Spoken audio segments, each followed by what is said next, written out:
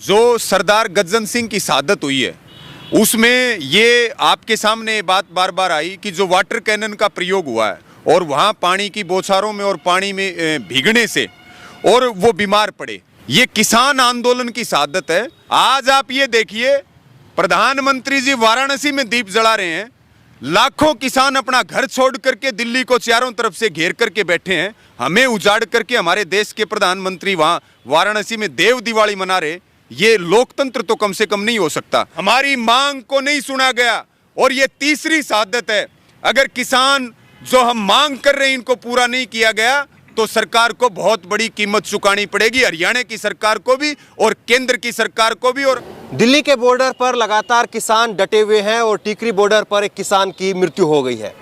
किसान यहाँ पर मौजूद हैं और इस वक्त हम ये ट्रामा सेंटर बहादुरगढ़ में है और किसान की जो डेड बॉडी है इस वक्त यहीं पर है, मोर्चरी में उसको रखा हुआ है। कैसे जो है, क्या नाम था इनका, कहाँ से रहने वाले थे, कैसे ये पूरा घटनाक्रम हुआ?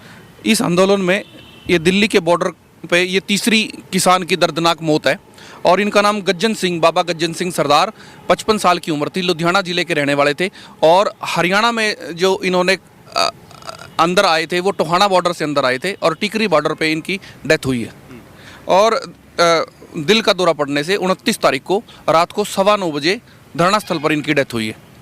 दिल का दौरा पड़ा है, लेकिन आप जो है सरकार से इसको फिर कैसे जोड़ रहे हैं? हम एक बात कहना चाहते हैं, एक पीछे की घटना आपको बताना चाहता हूँ। एक 14 अक्टूबर को नारायणगढ़ में बीजेपी सरकार ने इन काले कानूनों के समर्थन में और किसान आंदोलन के खिलाफ ट्रैक्टर यात्रा निकाली थी और हमने उस ट्रैक्टर यात्रा का विरोध किया था, काले झंडे दिखा के उस ट्रैक्टर यात्रा को रोका था, अवरोध पैदा किया था उसमें। तो वहाँ से एक राणा जी थे, बुजुर्ग 55 साल के ही, उनकी डेथ हो गई दिल का दौरा पड़ने से। और उस दिल का दौरा पड़ने में जो डेथ हुई थी भाजपा कार्यकर्ताओं की, हमारे 100 से ज़्यादा लोगों के खिलाफ, किसान यूनियन के कार्यकर्ताओं के खिलाफ 302 का हत्या का पर्चा दर्ज कर लिया गया है। अब जब पंजाब से लोग यहाँ आए हैं और हरियाणा से लोग यहाँ आए हैं, अब अवरोध सरकार ने पैदा किया है और सरकार ने वाटर कैनन छोड़ा है उनके ऊपर और सैकड़ों राउंड टीयर गैस के गोले दागे हैं, सड़कें उखाड़ी हैं और बैरिकेड लगा के धक्का मुक्की पुलिस ने लाठीचार्ज किया है, पत्थर फेंके हैं। तो अगर नारायणगढ़ की घटना के साथ टिकरी बॉर्डर की घटना का कंपैरिजन किया जाए तो एक देश, एक संविधान, एक कानून के हिसाब से हम मांग करते हैं हरियाणा के मुख्यमंत्री पर, हरियाणा के डीजीपी पर, हरियाणा के चीफ सेक्रेटरी पर और हरियाणा के गृह मंत्री पर 302 का पर्चा दर्ज होना चाहिए। अगर ये 302 का पर्चा उनके खिलाफ दर्ज नहीं होता है तो हम आंदोलन में हमारी ये मांग और शामिल करेंगे, क्योंकि ये तीसरी हत्या है और सरकार के द्वारा ये हत्या है और 302 का पर्चा सरकार के ऊपर बनता है। आप कह रहे हैं कि सरकार के ऊपर जो है ये सरकार द्वारा हत्या है, लेकिन इनकी हृदय गति रुकने से जो है हार्ट अटैक से जो डेथ हुई है, फिर सरकार के साथ में कैसे जोड़ रहे हैं आप? ये पुराना मसला ठीक है, लेकिन इस आंदोलन में कैसे जोड़ रहे हैं? देखिए, सीधे तौर पर जो किसान आंदोलन चल रहा और किसान आंदोलन में जो सरदार गज्जन सिंह की शहादत हुई है उसमें ये आपके सामने बात बार बार आई कि जो वाटर कैनन का प्रयोग हुआ है, जुलाना के अंदर जो वो सबसे पहले वाटर कैनन की चपेट में आए और वहाँ पानी की बौछारों में और पानी में भीगने से और वो बीमार पड़े, हार्ट अटैक आया या हृदय गति उनकी रुकी, तो उसके कारण भी तो ये हैं, उसके कारण भी है कि वाटर कैनन का प्रयोग हुआ, उसका कारण है कि आंसू गैस के गोले छोड़े गए, उसके कारण है कि दूसरे तरीके से उनको उनके शरीर को जो यातनाएं मिली।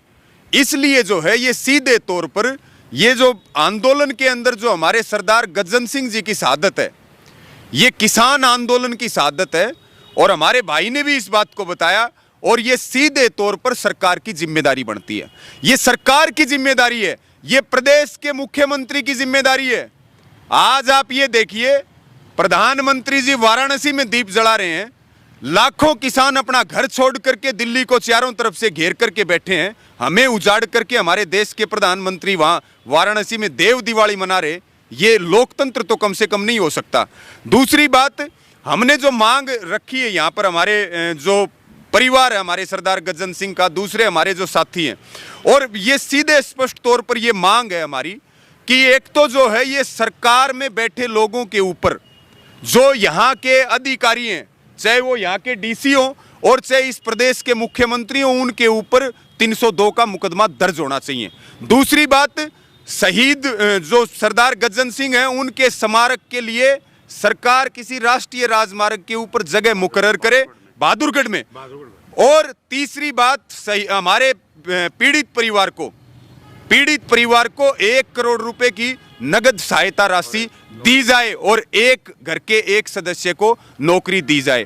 अगर हमारी मांगों के ऊपर, क्योंकि अगर अलग अलग बयान आ रहे, आप हरियाणा के कृषि मंत्री के बयान सुन रहे, मुख्यमंत्री के सुन रहे, अलग अलग भाजपा के लोगों के सुन रहे। एक अमित शाह जी ने ये कहा कि हमने किसान आंदोलन के खिलाफ नहीं बोला, हमने ये नहीं कहा कि ये कांग्रेस का है या ये खालिस्तान का है, हमने ये एजेंडा नहीं चलाया। तो हम अमित शाह जी को ये बात कह रहे हैं कि अगर आपकी बात पे यकीन करें अमित शाह जी, आप इस देश के गृह मंत्री हैं, आप हरियाणा के मुख्यमंत्री से ले लो इस्तीफा।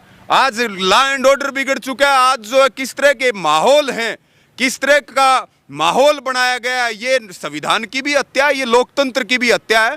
और अगर हमारी मांग, हम पीड़ित परिवार के बीच में बात करें कि अगर हमारी मांग को नहीं सुना गया, और ये तीसरी शहादत है, अगर किसान जो हम मांग कर रहे हैं इनको पूरा नहीं किया गया तो सरकार को बहुत बड़ी कीमत चुकानी पड़ेगी, हरियाणा की सरकार को भी और केंद्र की सरकार को भी। और अमित शाह को जब हम सच्चा मानेंगे किसान के लिए, वो जो है इन मुद्दों के ऊपर और किसानों की शहादत के ऊपर प्रदेश के मुख्यमंत्री से इस्तीफा ले ले। आज इसका असर ये पड़ा है कि हरियाणा में सरौ खाप पंचायत ने एक फैसला लिया है कि सभी खापें इस किसान आंदोलन में उतरेंगी और किसानों की गलत गिरफ्तारी, किसानों की शहादत पे सरकार को घेरने का काम करेंगी। और इसका नतीजा भी यह आया है कि सोमवीर सांगवान ने भाजपा से समर्थन भी वापस लेने की घोषणा कर दी है और अपने चेयरमैन और सभी सरकारी पद भी उन्होंने छोड़ दिए हैं। तो जिस तरह से परमेंद्र ढूल ने इनका साथ छोड़ा, अब उसमें सोमवीर सांगवान छोड़ के आए हैं। ये आंदोलन हरियाणा के गांव-गांव में पहुंच चुका है। और आज जिस तरह से इन्होंने वाटर कैनन का प्रयोग करा, जिस तरह इन आंसू गैस के गोलों का प्रयोग किया, यहाँ किसानों पे छोड़ने के लिए तो पानी है, किसानों के नहाने के लिए, पीने के लिए तक इनके लिए पानी की व्यवस्था नहीं है। तो न्याय और जो ये लॉ एंड ऑर्डर की सिचुएशन जो बदली है, इसके लिए जिम्मेदार मुख्यमंत्री हैं, वो अपने पद से इस्तीफा दें और मोदी इस चीज़ के लिए माफ़ी मांगे किसान से। उनकी तबीयत कब से खराब होने लगी? ਤਬੀਅਤ ਠੀਕ ਸੀ। ਜਿਹੜੇ ਅਸੀਂ 24 ਤਰੀਕ ਨੂੰ ਪੰਜਾਬ ਦੇ ਵਿੱਚੋਂ ਜਿਹੜੇ ਸਾਡੇ ਕਿਸਾਨ ਹੈ ਦਿੱਲੀ ਵੱਲ ਆ ਰਹੇ ਆ, ਜਿਹੜਾ ਬਿਮਾਰ ਪਹਿਲੇ ਹੋ ਰਿਹਾ ਉਹਨੂੰ ਬਿਮਾਰ ਨਹੀਂ ਆਇਆ।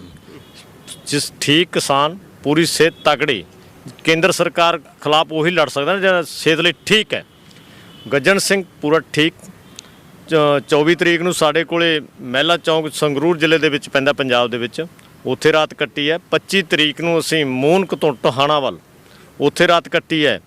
26 ਤਰੀਕ ਨੂੰ ਸਾਡਾ ਜਦੋਂ ਅਸੀਂ ਉਹ ਬਾਰਡਰ ਕਿਸਾਨਾਂ ਨੇ ਤੋੜਿਆ, ਬਾਰਡਰ ਦੇ ਵਿੱਚੋਂ ਅਸੀਂ ਪਾਰ ਹੋਏ ਹਾਂ, ਉਦੋਂ ਹਰਿਆਣਾ ਸਰਕਾਰ ਨੇ ਉਹਤੇ ਪਾਣੀ ਦੀਆਂ ਪਛਾੜਾਂ ਮਾਰੀਆਂ, ਆਥਰੂ ਗੈਸ ਛੱਡੇ ਗਏ।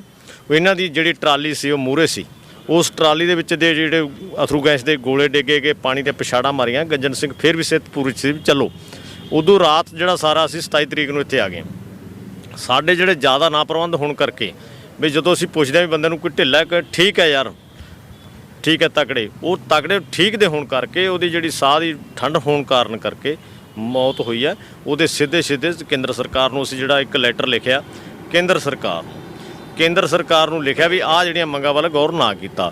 ਇਹਦੇ ਜ਼ਿੰਮੇਵਾਰ ਜਿਹੜੇ ਅਧਿਕਾਰੀ ਜਿਸ ਨੇ ਰੋਕਿਆ ਉਹ 'ਤੇ ਕਾਰਵਾਈ ਹੋਣੀ ਚਾਹੀਦੀ ਹੈ। ਜੇ ਕਿਸਾਨ ਦੂਜਾ ਇਕੱਲੇ ਕਿਸਾਨ ਦਾ ਵੀ ਹੋਣਾ ਚਾਹੀਦਾ ਜਿਹੜੇ ਰੋਡਾਂ ਦੇ ਵਿੱਚ ਵਿਘਨ ਪਾਇਆ। ਪਹਿਲੀ ਵਾਰ ਸਰਕਾਰ ਸਾਡੇ ਪੈਸਿਆਂ 'ਚੋਂ ਸੜਕਾਂ ਬਣ ਰਹੀਆਂ, सरकार तोड़ रही है। पहली बार किसान रेल ਦੀਆਂ ਗੱਡੀਆਂ चला रहे हैं, सरकार रोक रही है। तो आप लोग गजेंद्र सिंह की मौत के लिए सरकार को जिम्मेदार मानते हैं? बिल्कुल सीधा सी सरकार को जिम्मेवार मान रहे हैं। क्यों मान रहे हैं कि हर व्यक्ति को अधिकार है कि अपनी बात रखने का, अपनी आवाज़ पहुँचाने का। और साड़ी आवाज़ नूं दबाया जा रहा है, थां से सानू नाकाबंदी करके रोकया जा रहा है। और जिस करके सानू मुश्किलां खड़ियां हो रही हैं और सानू मुश्किलों का सामना करदे होया। और जिहड़ा साडे 3 साथी ਸ਼ਹੀਦ ਹੋਣਗੇ ਔਰ ਉਹਨਾਂ ਦੀ ਜ਼ਿੰਮੇਵਾਰ ਸਰਕਾਰ ਕਿਉਂ ਜ਼ਿੰਮੇਵਾਰ ਸਰਕਾਰ ਹੈ ਕਿ ਦੇਖੋ ਜੇਕਰ ਮੰਨ ਲਓ ਐਮਰਜੈਂਸੀ ਅਸੀਂ ਕੋਈ ਚੀਜ਼ ਖਾਣੀ ਪੀਣੀ ਨਹੀਂ ਤੇ ਤੁਸੀਂ ਧੱਕੇ ਨਾਲ ਸਾਨੂੰ ਕੋਈ ਚੀਜ਼ ਪਿਆਓ ਤਾਂ ਭਲਾ ਕਿਵੇਂ ਠੀਕ ਬਣੂਗਾ। ਅਸੀਂ ਜਿਨ੍ਹਾਂ ਦੇ ਹੱਕ ਦੇ ਵਿੱਚ ਇਹ 3 ਬਿੱਲ ਲਿਆਂਦੇ ਨਾ और वो कह रहे हैं कि ये गलत है सानू लोड़ नहीं और अभी जो किसान शहीद किसान के परिवार के सदस्यों ने हरियाणा पंजाब के सभी आंदोलनरत किसानों ने ये फैसला किया है जब तक हमारी मांगे पूरी नहीं हो जाती हमने ये मांग पत्र यहाँ एसडीएम आए थे बहादुरगढ़ के उनको देने के लिए तैयार किया है। जब तक हमारी मांगे मानी नहीं जाती हम शहीद का संस्कार नहीं करेंगे। हमारी जो पहले नंबर की मांग है वो शहीद का दर्जा दिया जाए, दूसरा राजघाट के ऊपर उनका संस्कार और सम्मान के साथ सरकार करे और शहीद को के बेटे को या परिवार में कोई एक नौकरी दी जाए और हरियाणा सरकार के ऊपर 302 का पर्चा जिम्मेवार आदमियों के ऊपर किया जाए, तभी उसके बाद ही संस्कार किया जाएगा, अन्यथा किसी भी कीमत पर संस्कार नहीं किया जाएगा। ठीक है, तो ये देखिए किसान आंदोलन में तीसरे किसान की जो है वो मौत हुई है और उसके बाद में किसानों का अपना गुस्सा भी है, लेकिन फिर भी वो धैर्य के साथ में ये कह रहे हैं कि सरकार इस किसान को जो है शहीद का दर्जा दे, उसके परिवार को नौकरी दे और साथ ही जो केंद्रीय गृह मंत्री हैं उनके ऊपर 302 का हत्या का मुकदमा जो है वो दर्ज किया जाए। सवाल यही है कि 3 किसानों की मौत हो गई है, क्या सरकार अभी भी 3 दिसंबर से पहले कोई बातचीत करेगी और इस आंदोलन को ख़त्म करेगी? इस आंदोलन में कोई बीच का रास्ता निकाल करके इसको ख़त्म किया जाएगा? सवाल यही है। इस खबर को लेकर के, इस वीडियो को लेकर के आपकी जो भी राय हो नीचे कमेंट बॉक्स में अपनी राय जरूर दें और इसी तरह की तमाम खबरों के लिए ऑनलाइन न्यूज़ इंडिया को सब्सक्राइब करें। धन्यवाद। इस खबर को अभी लाइक करें, शेयर करें, अभी चैनल को सब्सक्राइब करें और घंटी